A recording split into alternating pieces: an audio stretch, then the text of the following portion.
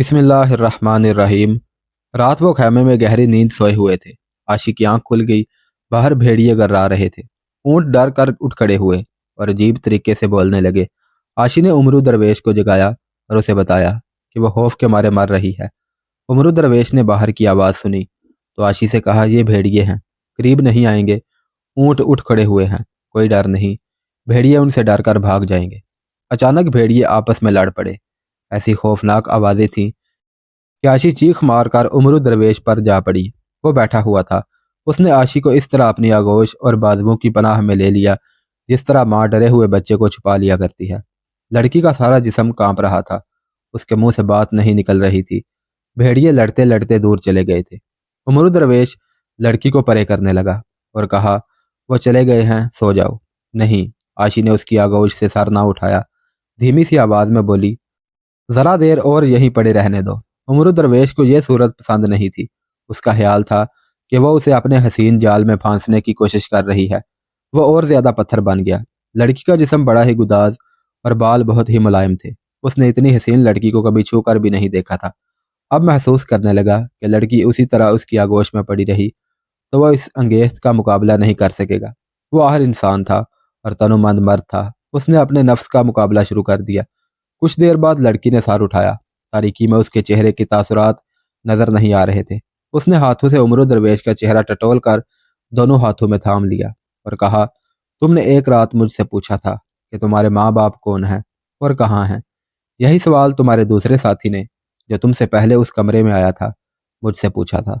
मुझे उनके मुतल्लिक कुछ भी मालूम नहीं था, मगर ये सवाल मुझे परेशान करता रहा और बहुत ही पुरानी यादें बेदार करता रहा। मुझे कुछ याद आता था लेकिन जहन के अंधेरे में गुम हो जाता था। आज याद आ गया है।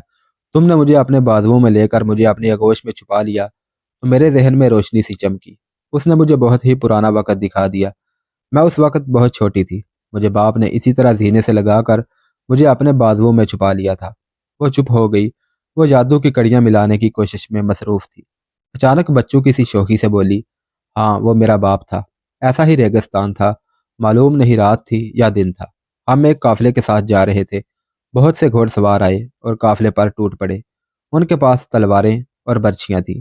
ये डरावना सा ख्वाब है जो आज तुम्हारी आगोश और बाजुओं की गर्मी से जहन में जिंदा हो गया है। मुझे बाप ने तुम्हारी तरह पनाह में ले लिया था।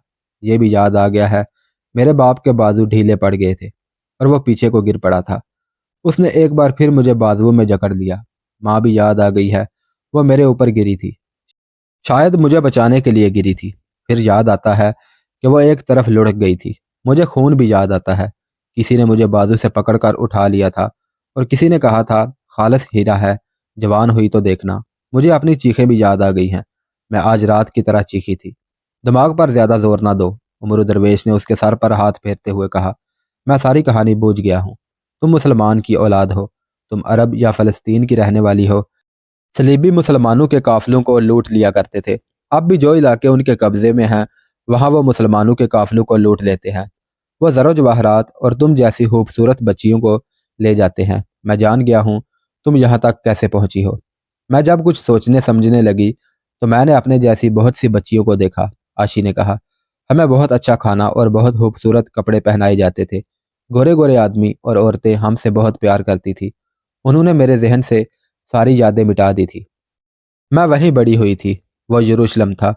लड़कपन से मुझे बेहयाई के सबक मिलने लगे। शराब भी पिलाई जाती थी। अरबी ज़ुबान सिखाई गई। फिर सूडानी ज़ुबान सिखाई गई। मैं जब जवान हुई तो मुझे इस इस्तेमाल में लाया जाने लगा जिसमें तुमने मुझे देखा है। तेगजनी और तीर अंदाजी की हमें बहुत मशक कराई गई थी। आज तुमने मुझे खौफजदगी की हालत में पनाह में लिया तो मुझे अचानक अपना बाप याद आ गया। मेरे मुतल्लिक उसके जज्बात पाक थे और तुम्हारे जज्बात भी पाक हैं। इसीलिए मैंने तुम्हें कहा था कि मुझे कुछ देर और अपनी आगोश में पड़ा रहने दो। मुझे अपने बाप की आगोश का लुत्फ आ रहा था। जब तक मैं जिंदा हूँ तुम्हारी गुलाम रहूंगी। मैं अब सूडानियों और सलीबियों के लिए काम नहीं आ सकूंगी। यह तुम्हारी पाकीज़ा ख्याली और नेक नीयती का करिश्मा है। मैं मुसलमान हूँ। तुमने मेरी रगों में मुसलमान बाप का खून गरमा दिया है। अब मैं तुम्हें यह काम नहीं करने दूंगी जिसके लिए तुम जा रहे हो। तुमने मेरे अंदर ईमान की कंदील रोशन कर दी है। चंद दिन मुझे यह काम करना पड़ेगा। उमर दरवेश ने कहा, मैं किसी और मकसद के लिए जा रहा हूँ। उमरू दरवेश जब खैमा उखाड़ कर सूडानी मुसलमानों के पहाड़ी इलाके को रवाना होने की तैयारी कर रहा था, तो वो इस हसीन और जमील लड़की के मुतल्लिक सोच रहा था जो उसकी हमसफ़र थी। लड़की मुसलमान थी। उसकी हैसियत की वजह से उमरू दरवेश उसे सलीबियों का आलाकार बने रहने से बाज रखना चाहता था, मगर वो 4-5 साल की उम्र में सलीबियों के हाथ लगी थी। उन्होंने 20 साल का अरसा सर्फ करके उस पर जो रंग चढ़ा दिया था वह उतारना आसान नहीं था। बेशक लड़की ने अपने ज़हन में इस हकीकत को खुद ही दरियाफ्त कर लिया था कि वह मुसलमान माँ बाप की बेटी है, और उसने अपने दिल में सलीबी आकाओं के खिलाफ नफरत पैदा करके उमरू दरवेश से कहा था कि मैं तुम्हारी मदद करूंगी। मगर उमरू दरवेश सोच रहा था कि इस लड़की पर एतबार करे या ना करे। रात एक ही खेमे में गुजार कर सुबह लड़की ने उमरू दरवेश से पूछा, मुझे शक है कि तुम मुझे अभी तक अपना दुश्मन समझ रहे हो। औरत के जाल में उलझकर मुसलमान कौम ने बहुत नुकसान उठाया है आशी। उमरू दरवेश ने जवाब दिया, तुम बहुत ही खूबसूरत हो। तुम्हारी तरबियत ऐसी की गई है कि तुम्हारी चाल ढाल, बोल चाल और अंदाज इंसान के अंदर हिवान को बेदार कर देता है। मैं जवान हूँ, कई साल मैदान जंग में और कुछ अरसा सूडान के कैद खाने में जंगी कैदी की हैसियत से गुजारा है।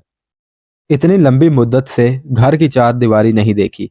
रात खैमे में तुम मेरे साथ तनख्वाह थी। मैं रात भर खुदाई जुलजलाल से मदद मांगता रहा कि मैं हिवानियत का मुकाबला कर सकूं। मैं कामयाब रहा। खुदावंद आलम ने मेरी बहुत मदद की।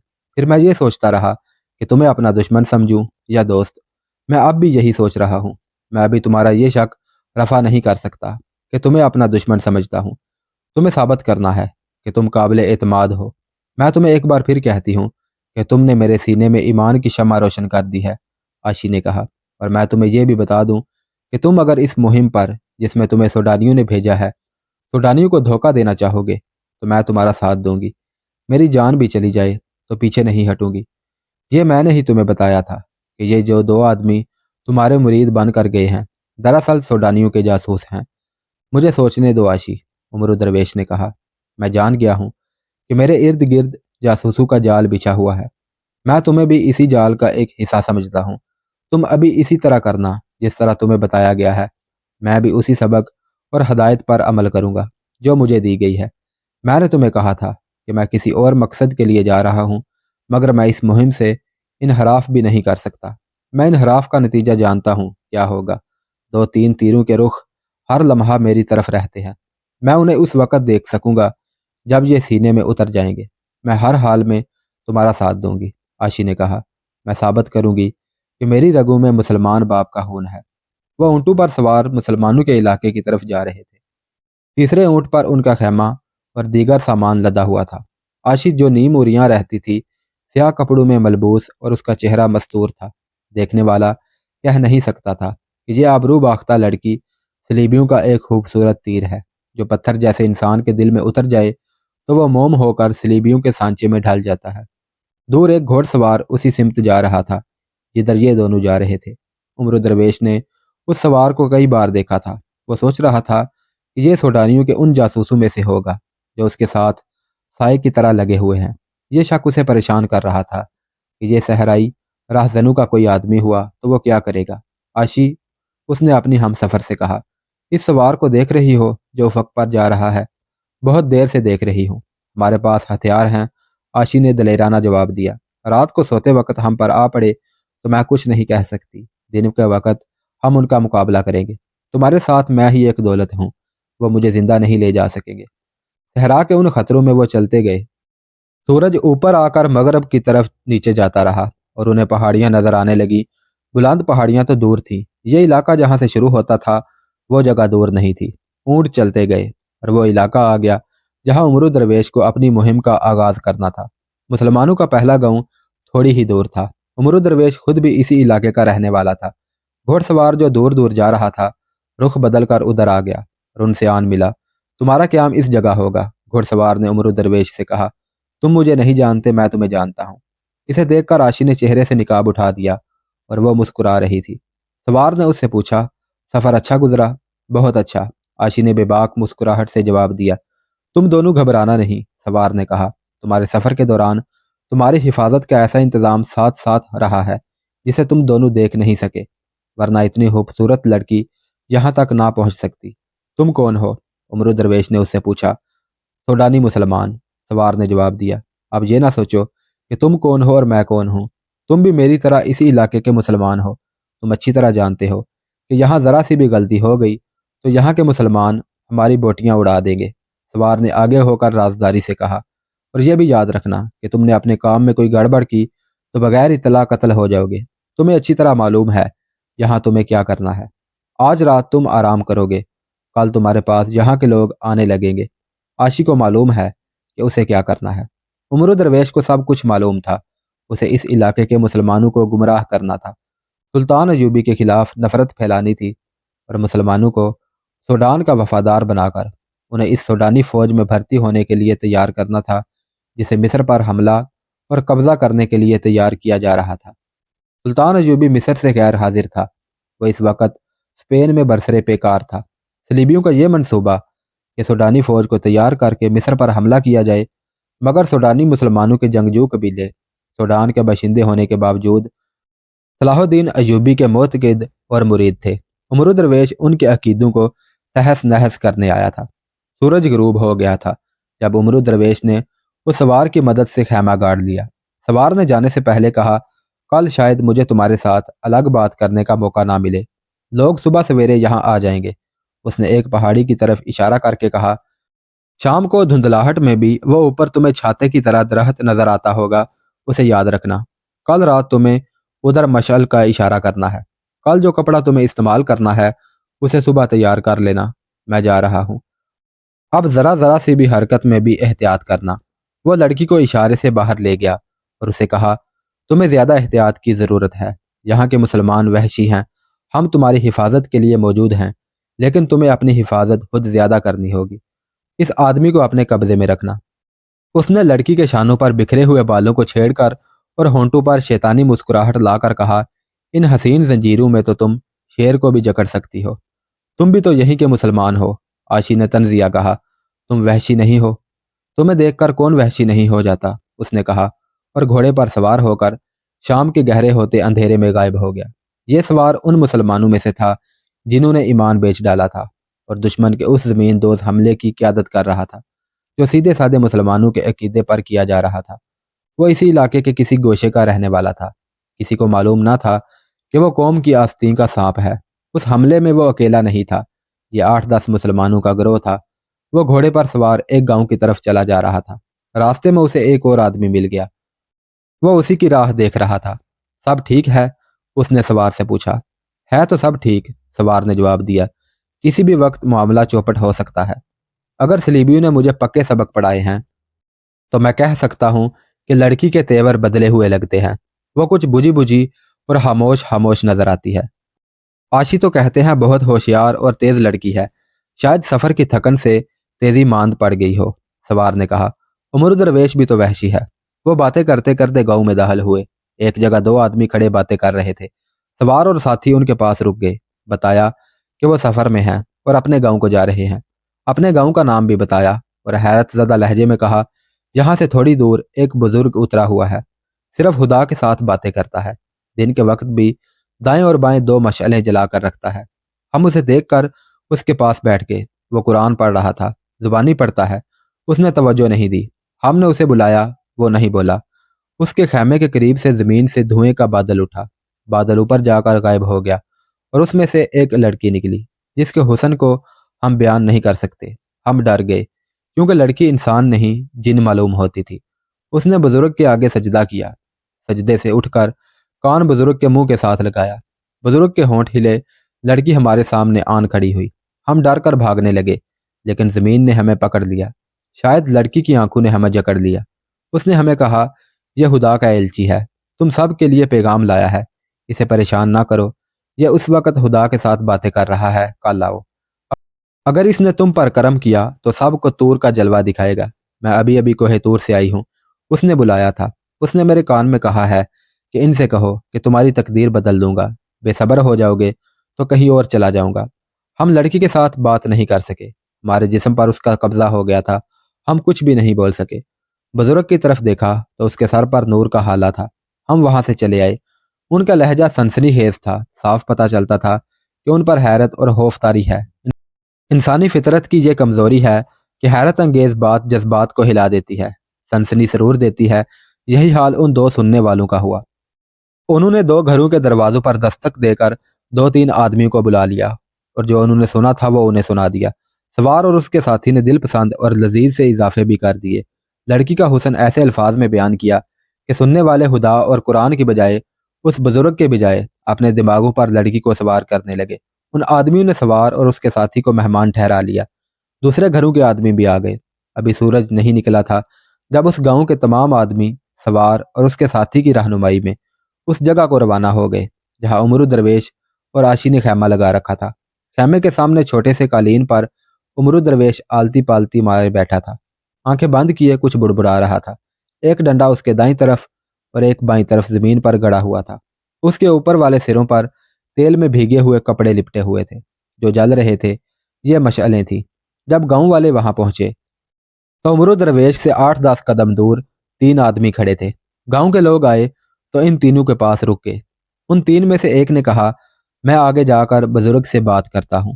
وہ 3-4 قدم آگے گیا تو یوں پیچھے کو پیٹھ کے بل گرا جیسے آگے سے اسے کسی نے دھکا دیا ہو۔ وہ اٹھ کر لوگوں میں جا کھڑا ہوا۔ خوف سے وہ کانپ رہا تھا۔ اس نے خوف زدہ آواز میں کہا، آگے نہ جانا، مجھے کسی نے آگے سے دھکا دیا ہے۔ یہ کوئی جن تھا جو مجھے نظر نہیں آیا۔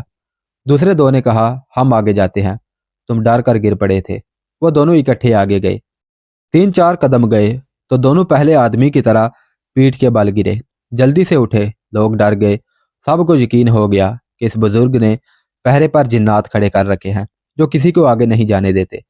خیمے سے ایک لڑکی نکلی۔ یہ عاشی تھی۔ اس نے سیاہ ریشمی لباس پہن رکھا تھا۔ ٹھوڑی اور منہ باریک پردے میں تھے، آنکھیں ننگی تھیں، سر سیاہ کپڑے سے ڈھانپ رکھا تھا، بال شانوں سے ہوتے ہوئے سینے پر پڑے ہوئے تھے۔ وہ تھی تو مستور، لیکن لباس ایسا تھا کہ نیم اریاں لگتی تھی۔ اس پہاڑی علاقے کے لوگوں نے اس قسم کی لڑکی پہلے کبھی نہیں دیکھی تھی۔ وہ اسے جنات میں سے سمجھ رہے تھے۔ اس کی چال بھی نرالی اور دلکش تھی۔ عاشی نے عمرو درویش کے آگے سجدہ کیا۔ سجدے سے اٹھ کر کان اس کے منہ کے ساتھ لگا دیا۔ اس کے ہونٹ ہلے۔ عاشی اٹھ کھڑی ہوئی۔ تم لوگ وہیں کھڑے رہو، عاشی نے لوگوں سے کہا۔ کوئی آدمی آگے آنے کی جرت نہ کرے۔ خدا کے ایلچی نے پوچھا ہے کہ تم یہاں کیوں آئے ہو؟ تم وہیں کھڑے کھڑے بات کر سکتے ہو۔ ان 3 آدمیوں میں سے جو آگے گئے اور گر پڑے تھے، ایک آدمی بلند آواز سے بولا، اے خدا کی طرف سے آنے والے، کیا تو آنے والے وقت کی خبر دے سکتا ہے؟ پوچھ، کیا پوچھتا ہے؟ عمرو درویش نے مخمور سی آواز میں کہا، کیا ہم اس خطے کو اسلام کی ریاست بنا سکیں گے جو سوڈان کی غلام نہ ہو؟ اس آدمی نے پوچھا۔ عمرو درویش نے غصے سے زمین پر ہاتھ مارا۔ عاشی دوڑ کر اس کے پاس جا بیٹھی اور کان اس کے منہ کے ساتھ لگا دیا۔ عمرو درویش کے ہونٹ ہلے۔ عاشی اٹھ کر لوگوں سے مخاطب ہوئی، خدا کے ایلچی نے کہا ہے کہ آگ لگ جائے تو اس خطے کو تم اسلامی ریاست بنا لو گے جو سوڈان کی غلام نہیں ہوگی۔ عاشی نے کہا، کسی کے پاس پانی ہو تو اس کپڑے پر انڈیل دو۔ عمرو درویش سے ذرا پرے ایک کپڑا اس طرح پڑا تھا جس طرح کسی نے لباس اتار کر گٹھڑی کی صورت میں رکھ دیا ہو۔ انہی 3 آدمیوں میں سے جو آگے بڑھے اور گر پڑے تھے، ایک آدمی آگے بڑھا۔ اس کے ہاتھ میں چمڑے کا چھوٹا سا مشکیزہ تھا۔ اس نے کہا، میرے پاس پانی ہے، میں سفر میں ہوں، اس لیے پانی ساتھ رکھا ہوا ہے۔ اس نے آگے جا کر مشکیزے کا منہ کھولا اور کپڑے پر پانی کا چھڑکاؤ کر دیا۔ عاشی نے زمین سے مشعل اٹھا کر عمرو درویش کے ہاتھ میں دے دی۔ عمرو درویش نے آسمان کی طرف منہ کر کے ہونٹ ہلائے جیسے سرگوشی کی ہو۔ پھر اس نے مشعل کا چھولا کپڑے کے ساتھ لگا دیا۔ کسی کو توقع نہیں تھی کہ پانی سے بھیگا ہوا کپڑا جل اٹھے گا، مگر ہوا یوں کہ جو ہی مشعل کا شعلہ کپڑے کے قریب گیا تو کپڑا بھڑک اٹھا اور تمام تر کپڑا ایک شعلہ بن گیا۔ ایک آدمیوں کے منہ سے حیرت زدہ آوازیں نکلی، اللہ! ان کی نظروں کے سامنے پانی جل رہا تھا۔ خدا کے اشارے کو سمجھ لو، عمرو درویش نے کہا، اور مجھے غور سے دیکھو، میں کون ہوں؟ میں تم میں سے ہوں۔ اس نے اپنے گاؤں کا نام لے کر کہا، میں اسی علاقے کے رہنے والے ہاشم درویش کا بیٹا ہوں۔ میں نبی نہیں ہوں، پیغمبر نہیں، خدا اپنا آخری پیغمبر بھیج چکا ہے۔ اس نے اپنی انگلیاں چوم کر اور آنکھوں سے لگا کر کہا، میں بھی تمہاری طرح خدا کے آخری رسول صلی اللہ علیہ وسلم کا پروانہ ہوں۔ مجھے خدا نے روشنی دکھائی اور حکم دیا ہے کہ روشنی ان کے پاس لے جاؤ جو اندھیرے میں ہیں۔ وہ ایسے لہجے میں بول رہا تھا جیسے اس پر وجد کی کیفیت طاری ہو۔ اس نے کہا، میرے گاؤں میں جا کر پوچھو، میں صلاح الدین ایوبی کا کماندار ہوں۔ میں اس فوج کے ساتھ تھا جس نے سوڈان پر حملہ کیا تھا उस फौज का हमला नाकाम हुआ।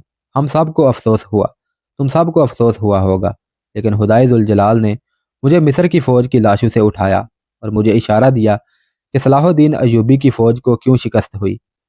मेरा अफसोस खुशी में बदल गया। मैंने एक दरख्त की शाखों में खुदा का नूर देखा। ये एक रोशनी थी, जैसे एक सितारा आसमान से उतरकर दरख्त की शाखों में अटक गया हो। उस सितारे में से आवाज़ आई, आगे पीछे देख, दाएं बाएं देख। मैंने हर तरफ देखा। आवाज़ आई, कोई इंसान तुझे जिंदा नजर आता है? मुझे हर तरफ लाशें नजर आईं। ये सब मेरे साथियों की लाशें थी। हालत सब की बहुत बुरी थी।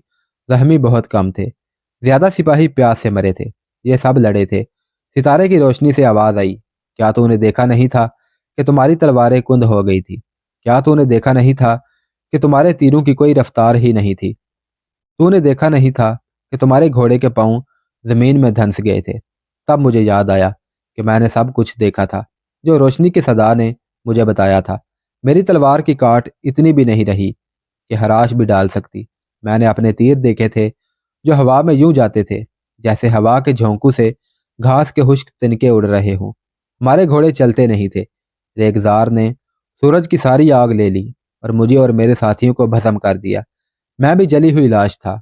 सितारे से एक शरारा आया, मेरी आंखों में उतरा और मेरे वजूद में उतर गया। आवाज आई, हमने तुझे दूसरी जिंदगी अता की है। हमसे पूछ, हमने ये कर्म क्यों किया? मैंने पूछा। आवाज ने जवाब दिया, हमें मुसलमानों से मोहब्बत है। मुसलमान मेरे रसूल सल्लल्लाहु अलैहि वसल्लम का कलमा पढ़ते हैं, हमारे हजूर रुकू और सजूद करते हैं।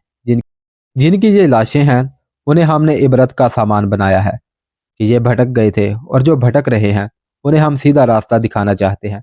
हमने तुझे मुंतहब किया है कि तू हर सुबह कुरान की तिलावत करता है। जा, हमने तुझे रोशनी दी है, ये मेरे मुसलमान बंधु को दिखा। मैं अच्छी तरह नहीं समझा। मैंने कहा, ऐ मेरे रब के नूर, मुझे पूरी बात बता, और बता कि मेरी बात कौन मानेगा, किस तरह मानेगा। मुझे बता कि हमारी तलवारें क्यों कुंद हो गई थी, तीरों की रफ्तार कहाँ गई थी। रोशनी की आवाज ने कहा, वो तलवार कुंद हो जाती है जिसका वार अपनी माँ पर किया जाता है। वो तीर खजूर का सूखा पत्ता बन जाता है जो अपनी माँ के सीने पर चलाया जाता है। तू नहीं जानता कि माँ कौन है? वो सरजमीन जिसने तुझे जन्म दिया और जिसकी मिट्टी में तू खेल कर जवान हुआ है, तेरी माँ है। जा सूडान के मुसलमानों से कह कि सूडान की जमीन तुम्हारी माँ है। उससे मोहब्बत करो, उसकी मिट्टी में जन्नत है। उस जन्नत को फतह करने के लिए बाहर का कोई मुसलमान भी आएगा तो वो दोजख में जाएगा। तूने दोजख देख लिया है। जा अपने कलमा गो सूडानी भाइयों को बता कि तुम्हारी माँ तुम्हारी जन्नत और तुम्हारा काबा सूडान है। ऐ बरगजीदा हस्ती कि जिसका एहतराम हम सब पर फर्ज है, एक आदमी ने कहा, क्या तू ये कह रहा है कि हम सूडान के उस बादशाह के वफादार हो जाएं जो हमारे रसूल सल्लल्लाहु अलैहि वसल्लम को नहीं मानता? ये आदमी उन तीनों में से एक था जो आगे बढ़े और गिर पड़े थे। खुदा की आवाज ने कहा कि ये बादशाह जो काफिर है, मुसलमान हो जाएगा। उमरू दरवेश ने झूमती हुई असर अंगेज आवाज में कहा, वो मुसलमानों की राह देख रहा है, उसकी फौज काफिरों की है, इसलिए वो खुदा और रसूल सल्लल्लाहु अलैहि वसल्लम का नाम नहीं लेता। तुम सब जाओ, तलवारें, बर्छियां, तीरों, कमान लेकर जाओ, ऊंटों और घोड़ों पर सवार होकर जाओ। उसे बताओ कि तुम उसके मुहाफिज हो, तुम सूडान के बेटे हो। मैंने खुदा से कहा कि मेरी जुबान से ये बात कोई नहीं मानेगा, मेरे मुसलमान भाई मुझे कत्ल कर देंगे। खुदा की आवाज़ जो दरख्त के पत्तों में अटकी हुई रोशनी से आ रही थी, उसने कहा, हमारे सिवा पानी को कौन आग लगा सकता है? जा, हमने ये ताकत तुझे इस शहादत के लिए दी है कि लोग तेरी आवाज़ को हमारी आवाज़ समझे। कोई इंसान पानी को आग नहीं लगा सकता।